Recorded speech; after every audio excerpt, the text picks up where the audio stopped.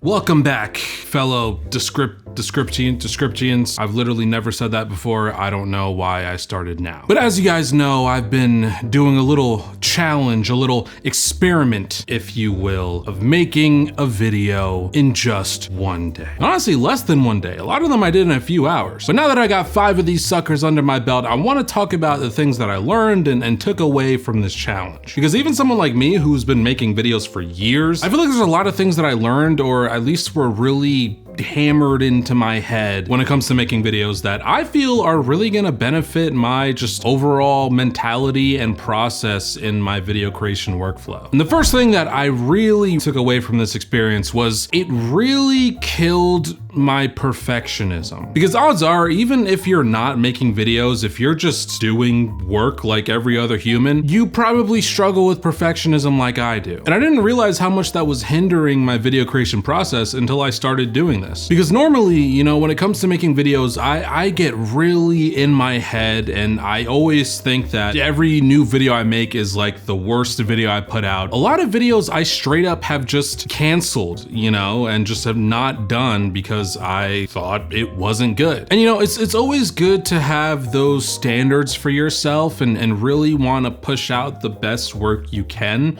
But there is a negative aspect to it where my expectations were just too high and I was way too critical of the stuff I was making that I just got in my head. It led to me making videos way slower. It led to me making less videos. It led to me feeling burnt out a lot quicker. And I feel like making these videos, it really forced me to ignore that perfectionism voice in my head. And you know, the first couple of videos I made, I absolutely hated. You know, that perfectionism voice was still very loud in my head, especially the first video. But as I started making more of these videos, that voice honestly got a lot quieter, you know? I started to feel a lot more like nonchalant about the results of these videos and how they come out, which obviously too much of that isn't good either, but I feel like it really balanced me out. To the point that when I made my vlog, I had a lot of problems with that video and I didn't feel this like overwhelming sense of, oh, this is disgusting trash, why would you make this? I saw a lot less of the negatives with it and focused on the positives. Which brings me to the second biggest thing I took away from these videos. I kind of recalibrated in my mind the bar that a video has to cross in order to be deemed successful to me. Just talking about, is this video good or not? That bar to cross, I feel like was a lot higher before I started this challenge. And now it's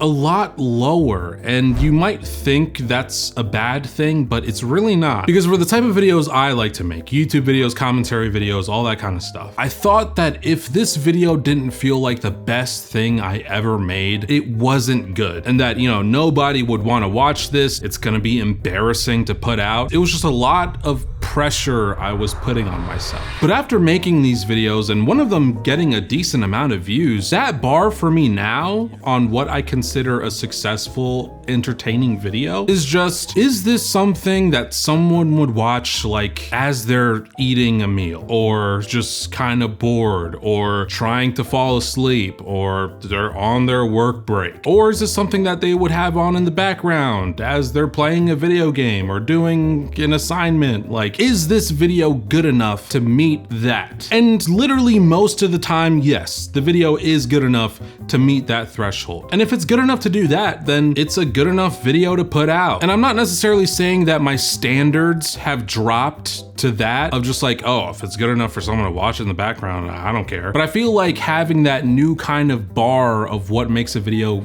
good enough, entertaining enough, I got in my head a lot less, way less. Because at the end of the day, I'm making YouTube videos, you know, like I'm not making movies. And I feel like the pressure I was putting on myself was of someone who got $200 million to make like the next Marvel movie, and if it doesn't do good, his career is over. Why am I putting that amount of pressure on myself?